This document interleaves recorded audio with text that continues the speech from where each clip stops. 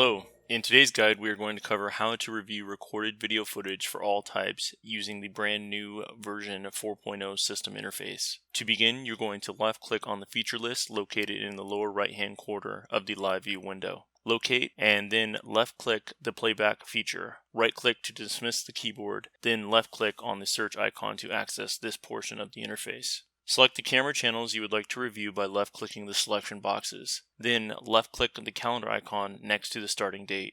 This will allow you to set your start date. Keep in mind, you can only query 1 day worth of video at a time. Once the day is selected, you may left-click anywhere on the color highlighted timeline at the bottom to begin video playback. If you would like to specify a specific time range to back up directly from the playback section, you may do so by left-clicking on the start and stop times, then left-clicking the save button to the right of the stop time field. Once the backup window appears, you may select your backup device and review the playback records for the specified time. By utilizing the combined video option, this will allow the recorder to splice multiple video files together so that you are provided with a single video file instead of multiple files depending on the type of option selected in the recording schedule. Proceed with the video backup by left-clicking on the backup button located at the bottom of the window. If desired, you may create a specific folder to save the files, otherwise left-click the start button to begin. When the confirmation window appears stating the backup is complete, you may remove your backup device from the recorder. Thank you for watching this guide, and stay tuned for more video guides from IC Realtime, where your security is our business, no matter what it takes.